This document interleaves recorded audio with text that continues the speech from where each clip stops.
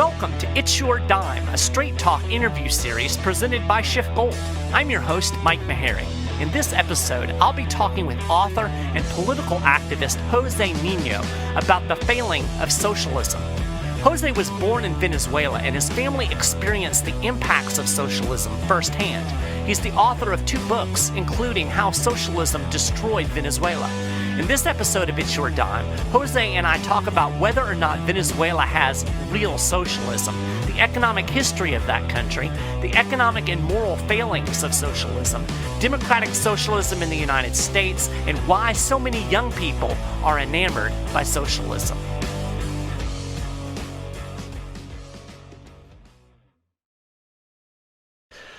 José Niño, welcome to It's Your Dime.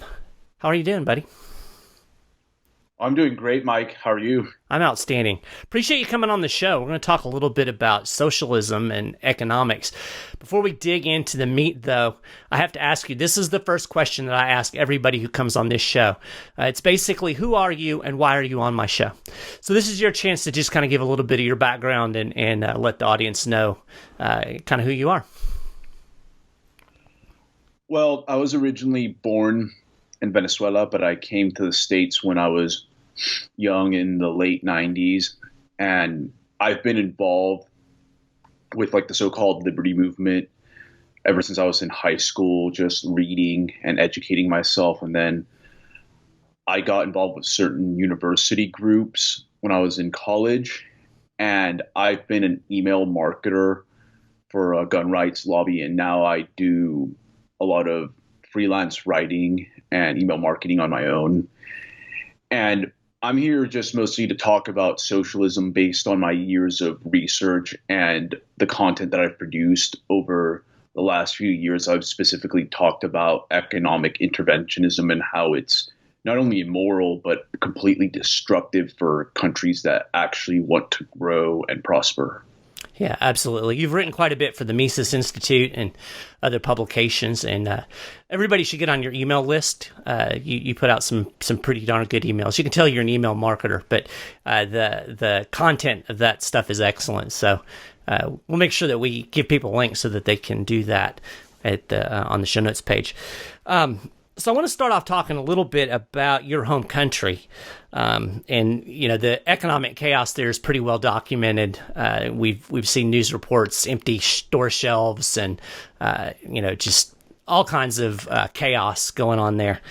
And, you know, it's interesting because a lot of people, when you point this out and you say, this is the end result of socialism, you're going to get the argument, well, Mike, that's not real socialism. How do you respond to that? I mean, is it not real socialism? I mean, or are people kind of being snowed by this mantra?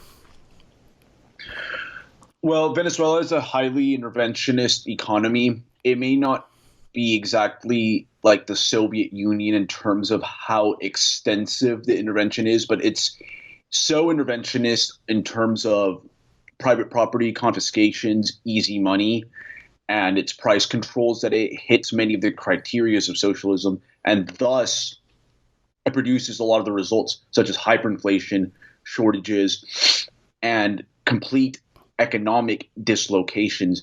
What we see in Venezuela is the result of deliberate policymaking. This is not just some coincidence or natural disaster. It is a man-made political disaster that was created over multiple decades of bad policy from the Social Democrats that were in control from 1958 to 1998 and accelerated by the current government and the predecessor, Hugo Chavez. So for the past 50 years, as I have written extensively about, Venezuela has had very suboptimal economic policy. Now it's just paying the price.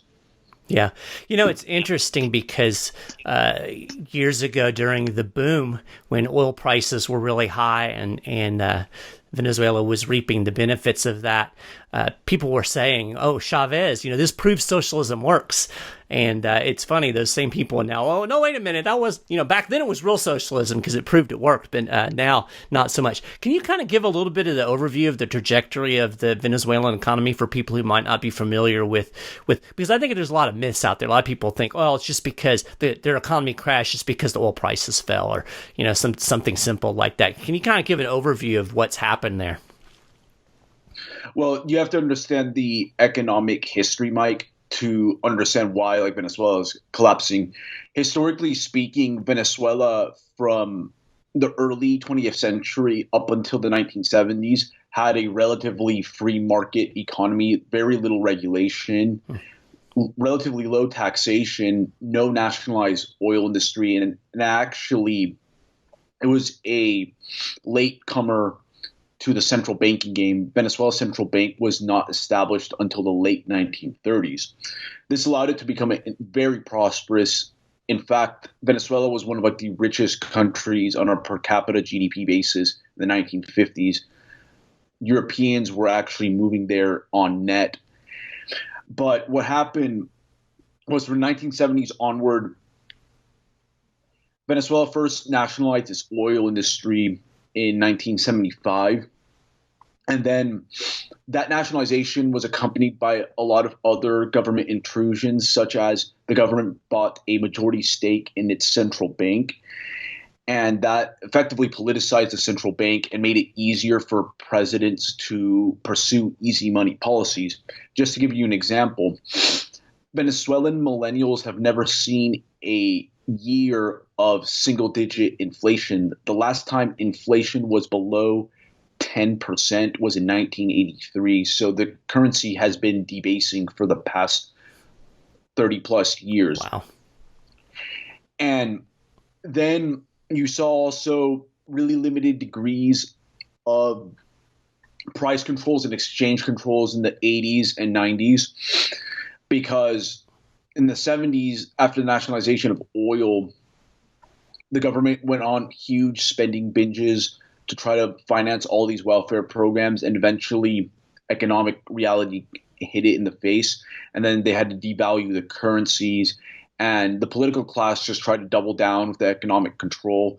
They also tried some free market reforms here and there, but they didn't go far enough, and they never tamed inflation. That was ultimately what kind of destroyed Venezuela's hopes of getting on a free market path. For example, in 1996, inflation was 100%. And I remember this because my dad had to close down his small business there because of the inflationary adjustments and all that.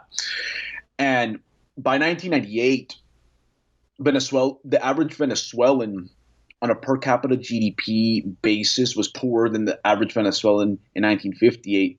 So logically, it made sense that a demagogue like Hugo Chavez at the time could exploit that situation, especially the more impoverished sectors of the Venezuelan economy, and rise his way to the top. And from that point forward, he actually doubled down on the failed policies before and added a tyrannical twist. So the moral of the story is that what we're seeing in Venezuela is just basically the previous interventions, but on steroids. But also you have the fact that the government now is directly expropriating private property, is cranking out the printing presses like no other, and it now has wide-scale price controls, which effectively destroy any type of price signaling mechanism in the economy, which results in shortages. It's economics 101. It's a country that's violated practically all laws of basic economics. Yeah, you can't do that without consequences. That's the thing that people have to wrap their heads around.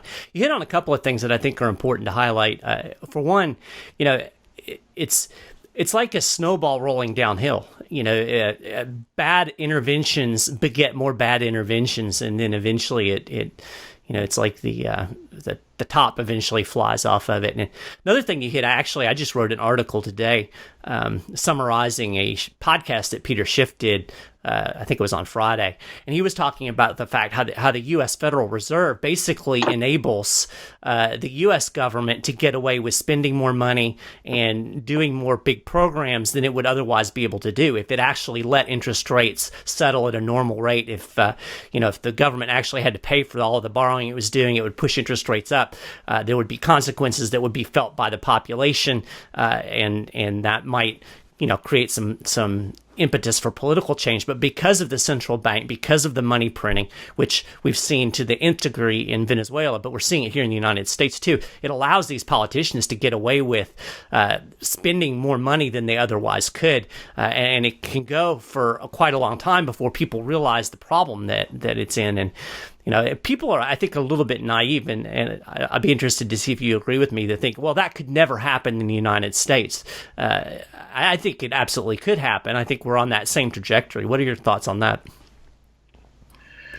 Yeah, the U.S. is a very advanced economy, and it's obviously had like a multiple decade head start over a country, say, like Venezuela. Right. But the same economic principles apply. Eventually, the chickens are going to come home to roost, and you have a out of control welfare state, and then foreign policy interventionism that just puts our budget in a constant deficit. You already see the CBO projecting that our deficits are only going to get bigger, much bigger than expected.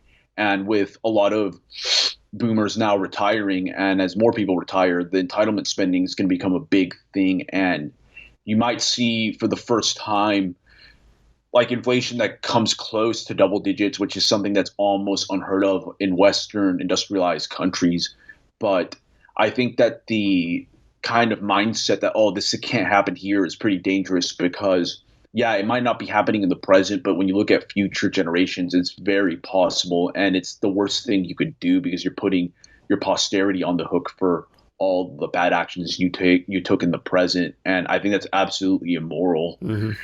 And the countries like Venezuela serve as like a wake-up call, because Venezuela was very developed at its peak, and now it's a complete mess. And it serves as a wake-up call to a lot of these countries, especially the U.S. and Europe, that eventually the welfare state's going to run out of money, and the way that money is going to ultimately be raised is via taxation, or the most insidious form of taxation, inflation.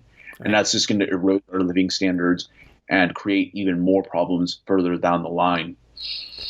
So what do you say to people who will give you this? Well, we don't want Venezuela, we want Sweden, or we want Denmark, because and I think in a lot of people's minds, those are the crown jewel of socialism. And I think it's important to note, and you use this term when we're talking about socialism, we're not really talking about it in the technical economic definition of complete government control of the means of production. We're really talking more about economic interventionism to a very high level. So I kind of want to make that distinction. But so what do you say to people? Well, we don't want Venezuela, we want Sweden.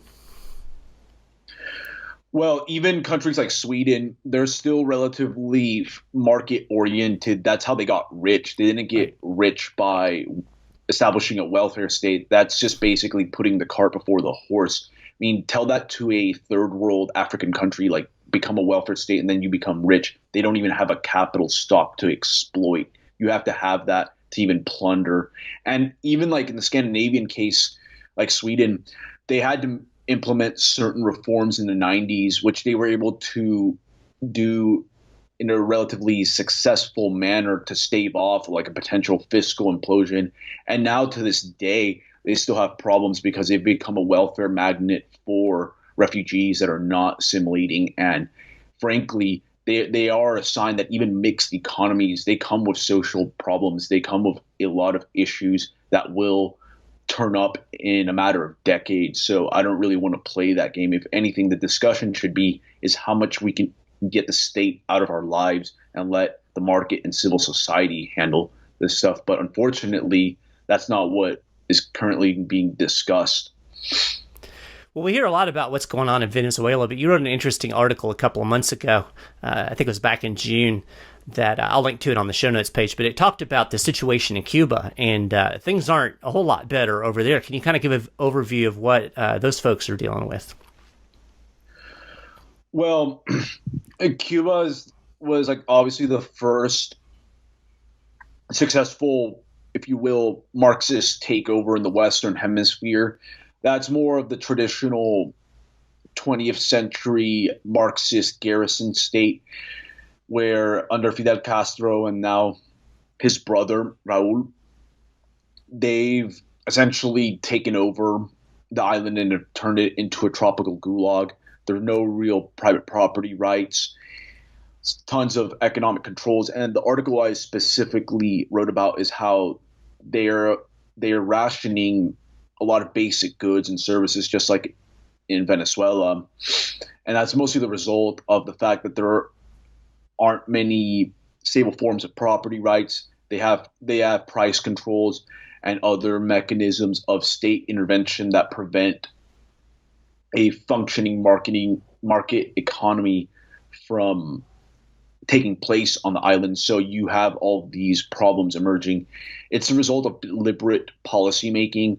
It's not a coincidence, and it's just another example of what's going on. But unlike the Venezuelan case, this was not established through a democracy, through democratic means, but nevertheless, regardless of whether economic interventionism is approved by a majority vote or a vote by bureaucrats, and this is regardless of the type of like political arrangement or procedures, if you have interventionist economics, you're going to get the nasty results of interventionist economics. Right. Yeah. It's like gravity. If you jump off of a high building, you can wish away gravity all you want to, but ultimately it's going to pull you to the ground. And people don't understand. They think economics is somebody's opinion or something like that. And it's not. I mean, they're supply and demand or economic laws. When you start messing with prices, you're messing with very fixed things that you need to signal how to move things through an economy. And when you start messing with that stuff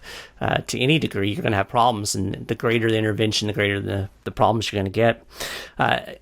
You kind of touched on something that I wanted to ask you about. We're seeing a lot of interest in the United States right now in democratic socialism, and I think some people think that this is different. Democratic. So they put democratic in front of it, it makes it sound nice and fuzzy. Is there really any difference between the proposals of people like AOC and Bernie Sanders and what we see in these more traditionally socialist countries? Well, the left in the West has definitely pivoted to other areas that 20th century socialism has not really touched. You see a lot more focus on multiculturalism and identity politics, but let's not beat around the bush. This all is going to be enforced by the state, aka the gun in the room. So it's going to be some different form of coercion. There's definitely more of a focus on like free education and these top-down environmentalist programs that are just going to wreck small businesses and make things much more expensive for the working classes. Politically connected organizations and big businesses that can shoulder the cost will be in the clear, but the rest are going to be in jeopardy. And I still think that regardless of like the differences of these kinds of leftist permutations of economic control, they're still, I think, are immoral and economically suboptimal, and they should be argued against based on their merits. And I think that at the end of the day, all of the proposals that Bernie Sanders wants and like his political goals, it can be achieved through voluntary action on the market and civil society. But when you get the state involved, you just come with a whole host of unintended consequences and just another vicious cycle of more government control that will happen well past when Sanders or whoever is in office is in power. You mentioned a couple times that you view this not only as, pragmatically and economically problematic, but also as immoral. Can you kind of elaborate on that a little bit? Why do you say that this kind of intervention is immoral? Well, I'm of the opinion that free individuals know what's like best in terms of how they economically and socially organize their lives. And when you have people from far away, say like DC, telling them what to do and threatening them with with jail time or whatever, I think that's absolutely immoral. I think a lot of people don't realize that not complying with these types of top-down experiments, there's going to be real political consequences. And you see this with how huge our bureaucratic state is, and how there's reports that like people are committing on average 4 felonies a day because of just how expansive our administrative state has become. I think that's absolutely immoral. Law should emerge like naturally, like spontaneous from the bottom up, not from a bureaucratic dictate. And I don't like the idea of people who have no idea of what my life or the locality around me is like telling me what to do. And I think that a lot of the problems we see today is that we have a detached political and bureaucratic class that is just so out of touch with the rest of the country and thinks that it can just magically craft legislation to fix our problems. Yeah. So really, ultimately, the problem is the violence and force and coercion that's behind all of these government intervention. And I've said this before, and people frown at me, but I haven't had anybody that's been able to prove me wrong. Every law that's passed by a government is enforced at the barrel of a gun. Even something as innocent as a seatbelt law. Ultimately, there's a gun behind the seatbelt law. And people, well, no, that's ridiculous. Well, if you don't wear your seatbelt and you get a ticket and then you don't pay the ticket and then they suspend your driver's license and then they catch you driving on a suspended driver's license and, you resist being arrested, well, they're going to shoot you. So you take every law to its logical conclusion and ultimately there's a gun there. And I think you're absolutely right when you say that this type of intervention is immoral. And, not only is it utilitarian, from a utilitarian standpoint, better to allow markets to emerge, I think a moral and civil way to have a society is for people to interact voluntarily with each other and not have, some guy with a bullhorn standing over them and yelling at them and telling them what to do. So I absolutely agree with you on that point. But, we're seeing a big increase, I think, in the popularity of socialism, particularly democratic socialism. Bernie Sanders is a popular figure now. AOC, and you talked about this. I believe it was in an email about the fact that young people, particularly the millennial generation, is quickly embracing socialism and economic interventionism. Why do you think that is? Why are young people so enamored with this? Well, you have a multi-decade process of the left co-opting practically every institution, from education to general culture, where you're just constantly being pounded with some form of pro-government interventionist propaganda.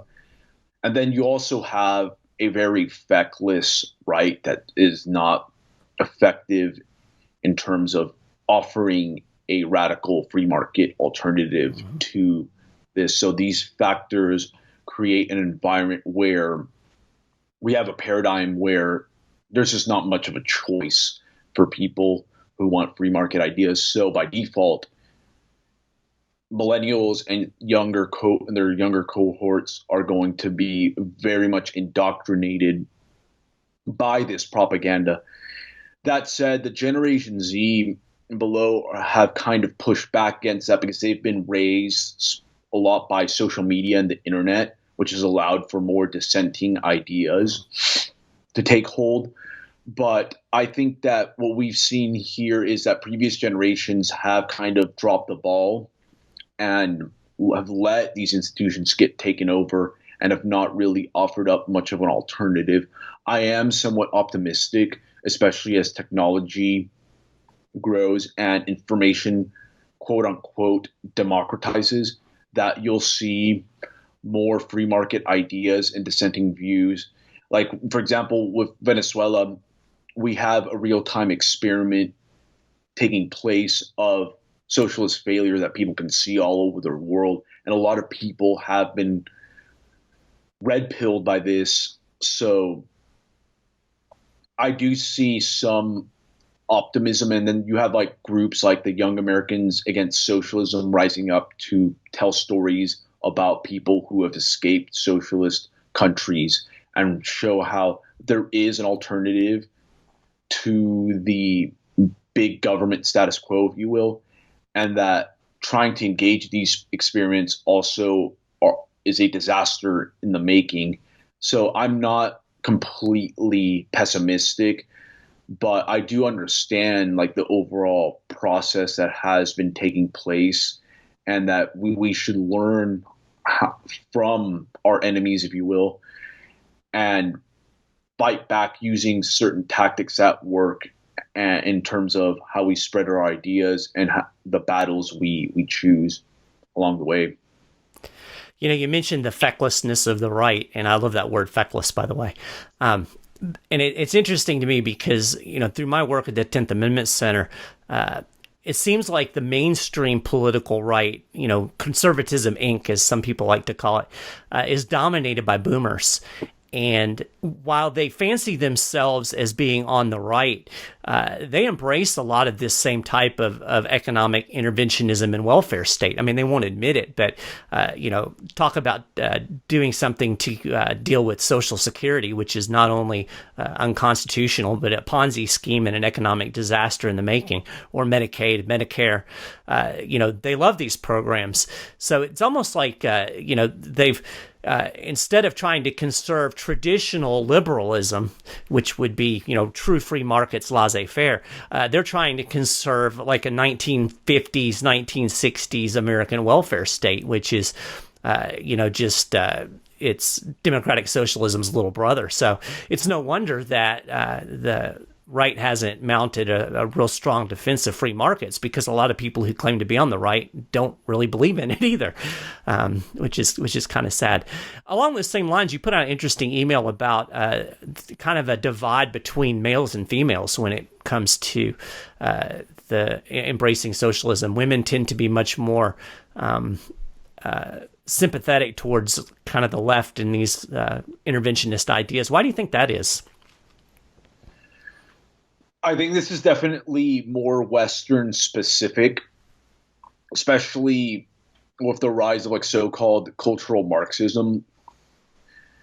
After a lot of the left has seen like how like the Soviet Union, a lot of these other countries, even Venezuela as well, collapse, they've learned that the traditional garrison state, top-down total control model of like totalitarian socialism may not be very easy to implement in first world countries. So they've kind of subtly pivoted towards more identity politics, and that's like feminism, which has completely taken root in a lot of college departments, where even a lot of so-called women on the right will agree with certain types of programs that a lot of feminists push, and it's become completely dominant. And I think it's very much environmental in the sense that ever since we've had a much more interventionist state,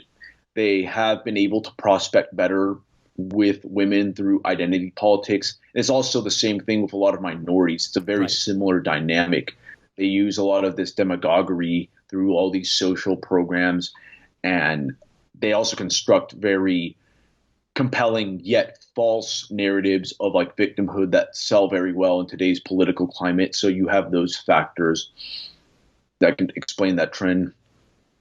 Yeah, I did a podcast. I have a podcast called Godarchy, and I did one.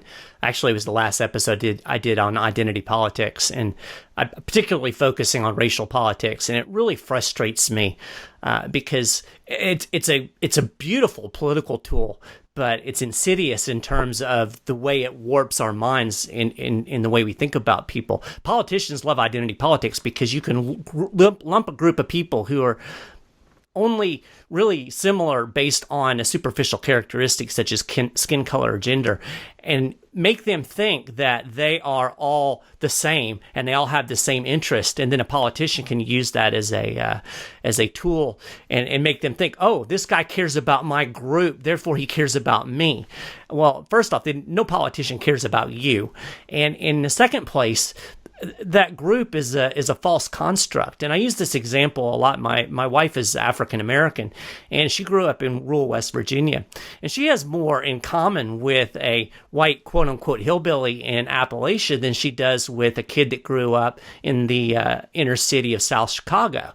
The only thing they have in common is their skin color. Now, it's absurd to say that they're going to think the same and have the same interests and the same idea, but people will say, oh, well, they're both black, so therefore they're the same group. And it's just really, it's really frustrating and insidious. And it reminds me of what Ron Paul said, racism is just a crass form of collectivism.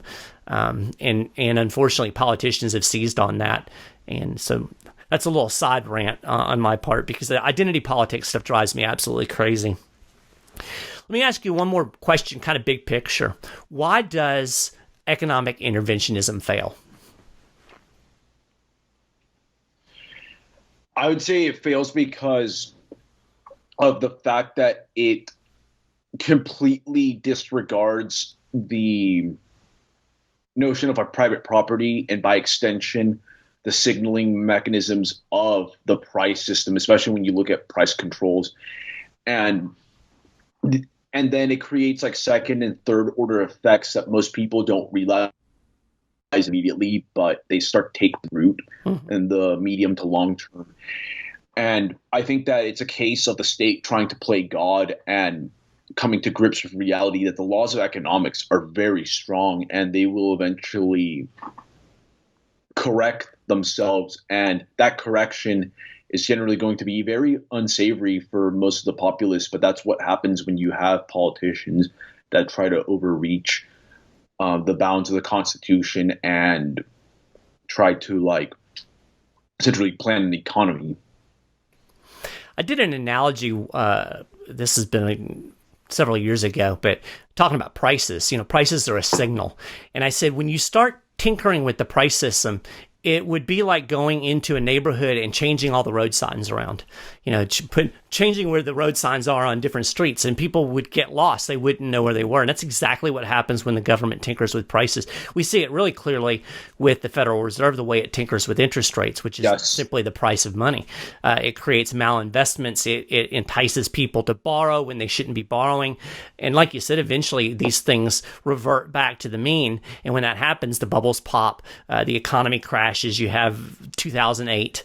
I think we have a 2008 looming again on the future, although a lot of people still haven't admitted that. So I think you're absolutely right. It destroys the price system, and again, I think people should always remember the moral aspect of it too. If you truly believe in private property, if we believe that we shouldn't be coercing people into doing things against their will, that's the moral side of the equation. So, yeah. I've got one more question for you, and this one's just a fun one, but it's very important to me. Mm-hmm. So you do a lot of writing. When you're typing on a computer, do you put 2 spaces after a period? 2 spaces after? Yes, I do. Do you really? Oh, this wounds me. Don't do that. It drives editors nuts. This it's a holdover from typewriters, because back in the day, typewriters, the font, so to speak, was different, and so that it would often look like the sentences ran together. So they taught you in typing to make the 2 spaces, but you don't have to do that on a computer. Yeah, I still have that kind of a habit, but generally my editing, I fix it. So, but it's kind of been something that's been programmed. Did you take typing at some point? Did somebody teach you typing?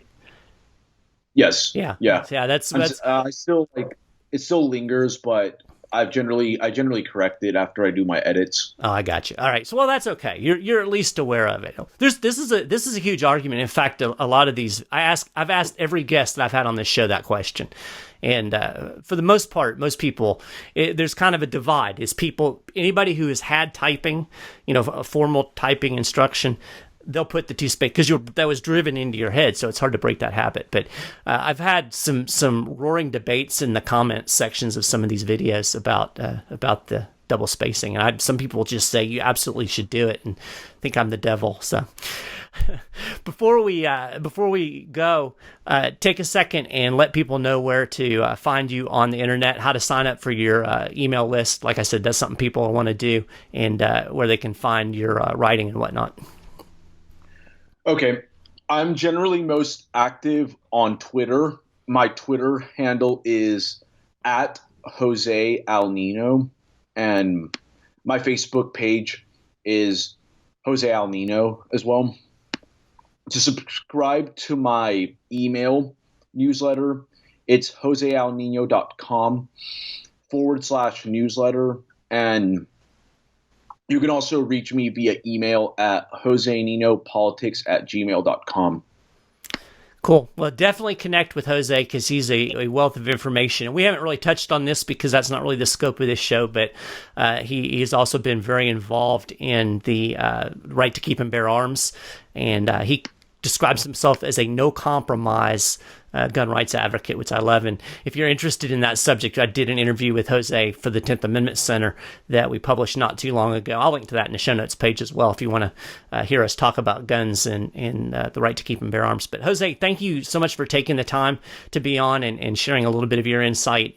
I think it's interesting hearing from somebody who firsthand is experienced, and your family's experienced the effects of socialism. So I appreciate you taking the time. Thank you so much, Mike. It was a pleasure. We'll talk to you again soon. Thanks. You've been watching It's Your Dime, an interview series presented by SchiffGold. For more information on investing in gold and silver, talk to a SchiffGold precious metal specialist today at 1-888-GOLD-160. That's 1-888-465-3160. Or visit us on the web at SchiffGold.com. You can keep up with all of the latest precious metals news at SchiffGold.com/news, and tune in each week to the SchiffGold Friday Gold Wrap podcast. This is your host, Mike Maharrey. I appreciate you watching, and I'll talk to you again next time.